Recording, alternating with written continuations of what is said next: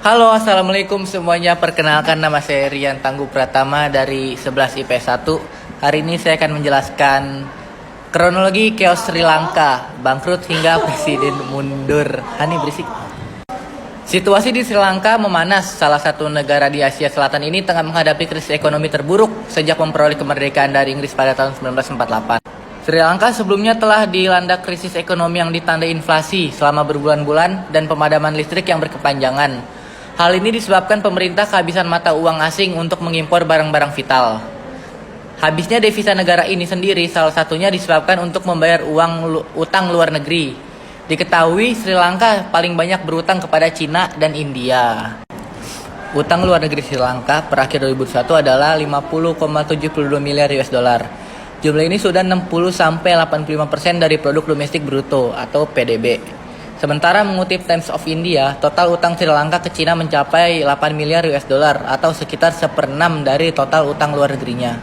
Pemerintah meminjam Beijing untuk sejumlah infrastruktur proyek sejak 2005 melalui skema Belt and Road. Salah satunya pembangunan pelabuhan Hambantota. Namun sayangnya, sebagian proyek dinilai tak memberi manfaat ekonomi bagi negara itu. Cina juga meminta jatah ekspor produk mereka ke Sri Lanka senilai 3,5 miliar US dollar.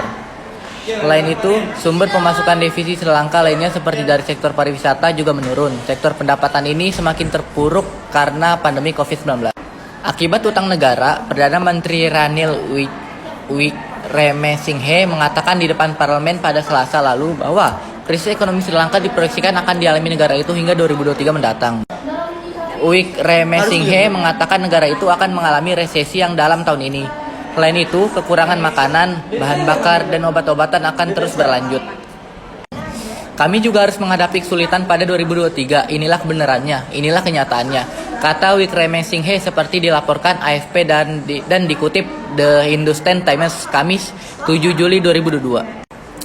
Ia juga menjelaskan terkait pembicaraan bailout Sri Lanka yang sedang berlangsung dengan Dana Moneter Internasional. Mereka sedang dalam negosiasi dengan IMF untuk dana talangan senilai 3 miliar US dollar. Wickremesinghe mengatakan, bailout itu akan bergantung pada penyelesaian rencana restrukturisasi utang dengan kreditur pada Agustus. Kami sekarang berpartisipasi dalam negosiasi sebagai negara yang bangkrut, kata Wickremesinghe. Karena keadaan kebangkrutan negara kita harus menyerahkan rencana keberlanjutan utang kita kepada mereka secara terpisah. Hanya ketua IMF puas dengan rencana itu kita bisa mencapai kesepakatan. Sekian penjelasan dari saya. Sebenarnya masih banyak sih tentang presiden.